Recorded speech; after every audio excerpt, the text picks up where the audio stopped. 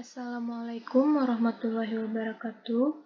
Perkenalkan, Ulun Nida Anhapia dengan NIM 19050100151, Lokal D, Ekonomi Syariah, Angkatan 2019. Tugas ini diajukan untuk memenuhi tugas ujian tengah semester pada mata kuliah Ekonometrika 1. Jadi, di sini Ulun mengambil judul pengaruh harga dan kualitas produk terhadap loyalitas konsumen Redwo Distro Kota Baru dalam perspektif ekonomi Islam. Data ini merupakan data skripsi dari Cynthia Noraryani tahun 2020 dengan sampel sebanyak 98 sampel.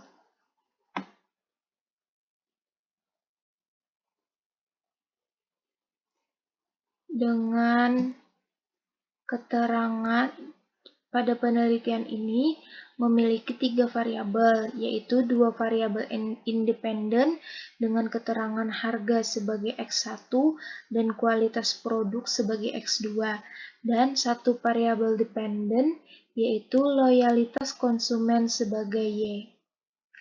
Kemudian di sini Ulun akan melakukan uji asumsi klasik, di mana uji asumsi klasik adalah prasyarat analisis regresi berganda, di mana pengujian ini harus dipenuhi agar penaksiran parameter dan koefisien regresi tidak bias. Pengujian asumsi klasik ini meliputi yang pertama uji normalitas, yang kedua uji multikolinearitas, yang ketiga uji autokorelasi, dan yang keempat uji heteroskedastisitas. Ini yang pertama yaitu uji normalitas. Uji normalitas digunakan untuk menentukan apakah suatu set data dimodelkan dengan baik oleh distribusi normal dan untuk menghitung seberapa besar kemungkinan variabel acak yang mendasari set data akan terdistribusi secara normal. Data dinyatakan normal jika nilai signifikansinya lebih besar dari alfa. Ini Ulun sudah melakukan uji normalitas dengan SPSS, One Sample Kolmogorov-Smirnov Test, menghasilkan signifikansinya yaitu 0,200. Maka dapat kita tarik kesimpulan berdasarkan uji normalitas yang saya lakukan dengan menggunakan aplikasi SPSS menunjukkan bahwa nilai probability atau p-value sebesar 0,200, di mana 0,200 lebih besar dari taraf signifikansi, yaitu 0,05. Maka dapat disimpulkan bahwa data tersebut berdistribusi normal. Kemudian yang kedua yaitu uji multikolinearitas. Uji multikolinearitas adalah uji yang digunakan untuk melihat ada atau tidaknya korelasi yang tinggi antara variabel-variabel bebas dalam suatu model regresi linear berganda. Jika ada korelasi yang tinggi di antara variabel-variabel bebasnya, maka hubungan antara variabel bebas terhadap variabel terikatnya menjadi terganggu. Kita dapat melihat ada atau tidaknya gejala multikolinearitas jika yang pertama, kita lihat dari nilai VIF atau Variance Inflation Factor, di mana masing-masing variabel kurang dari atau lebih kecil dari 10, maka dianggap tidak ada multikolinearitas. Atau multikolinearitas yaitu VIF lebih kecil dari 10. Kemudian yang kedua, melihat dari kekuatan korelasi antar variabel bebas. Jika ada korelasi antar variabel bebas, lebih besar dari 0,8, maka dapat diindikasikan adanya multikolinearitas. Dan yang ketiga, kita lihat dari standar error koefisien regresi parsial, di mana jika ada nilai standar errornya lebih besar dari 1, maka dapat kita indikasikan adanya multikolinearitas. Dan yang keempat, jika nilai tolerans lebih besar dari 0,10, maka tidak terjadi multikolinearitas. Pada data, kita sudah melakukan uji multikolinearitas dengan SPSS, maka dapat kita tarik kesimpulan, berdasarkan output di atas, diketahui nilai tolerans pada kedua variabel, yaitu variabel harga sebagai X1 dan kualitas produk sebagai X2, di mana diketahui nilai tolerans adalah 0,65, lebih dari 0,1, sehingga dapat disimpulkan bahwa tidak terdapat gejala multikolinearitas. Dan berdasarkan output di atas ini juga, kita lihat bahwa nilai VIF-nya 1,525, di mana 1,525 ini kurang dari 10, sehingga dapat disimpulkan tidak terdapat gejala multikolinearitas. Kita yang ketiga yaitu uji heteroskedastisitas. Uji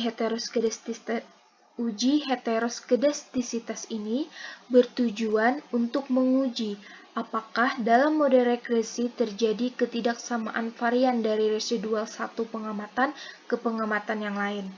Jika variabel dari residual satu pengamatan ke pengamatan yang lain tetap, maka disebut homoskedastisitas, dan jika berbeda akan disebut heteroskedastisitas.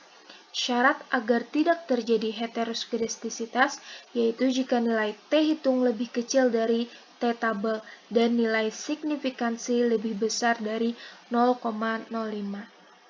Ini kembali kita sudah melakukan uji heteroskedastisitas menggunakan SPSS, maka akan dihasilkan output seperti ini, mohon maaf.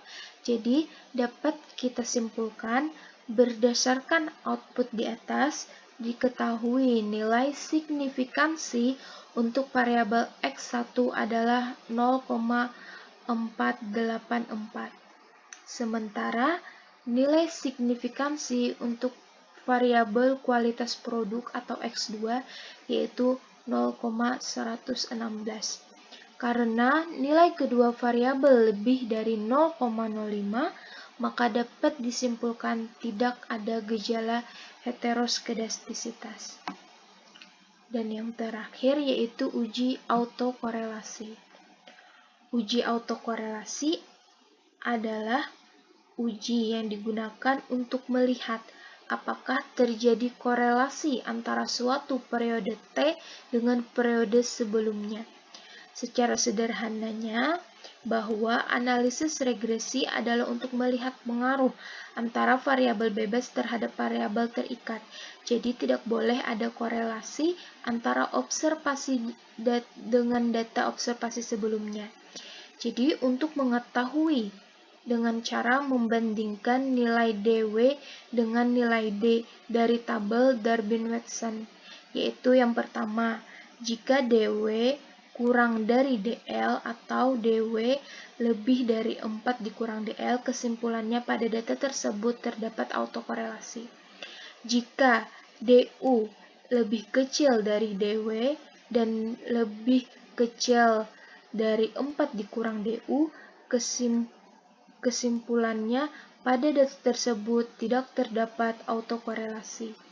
Dan yang ketiga, tidak ada kesimpulan jika DL kurang dari sama dengan DW kurang dari sama dengan DU, atau 4 dikurang DU kurang dari sama dengan DW kurang dari 4 dikurang DL. Jadi, kembali kita sudah melakukan uji autokorelasi dengan SPSS, maka diperoleh output seperti ini. Kemudian, nilai K sama dengan 2 karena jumlah variabel independennya ada 2, yaitu harga sebagai X1 dan kualitas produk sebagai X2. Kemudian N-nya yaitu sampelnya sebanyak 98 sampel. Jadi, pada tabel Darwin-Watson untuk nilai N sama dengan 100, saya menggunakan N sama dengan 100 karena pada tabel Darwin-Watson tidak ada yang 98. Jadi, saya yang menggunakan 100 untuk yang lebih mendekati. Maka, untuk nilai N sama dengan 100 pada tabel Darwin-Watson diperoleh DL 1634 dan DU 1715. Maka nilai Darwin-Watson atau D yang tadi kita peroleh yaitu 2079, di mana 2079 ini lebih besar dari batas atas DU yaitu 1715 dan kurang dari 4 dikurang DU yaitu 2285. Sesuai dengan dasar pengambilan keputusan dalam uji Darwin-Watson, dapat disimpulkan bahwa tidak terjadi gejala adanya autokorelasi. Maka, berdasarkan uji asumsi klasik yang digunakan pada SPSS pada data ini, dapat disimpulkan data berdistribusi normal dan tidak terdapat gejala multikolinearitas, heteroskedastisitas, dan autokorelasi. Mungkin hanya itu dari saya. Salah hilafnya mohon maaf. Wassalamualaikum warahmatullahi wabarakatuh.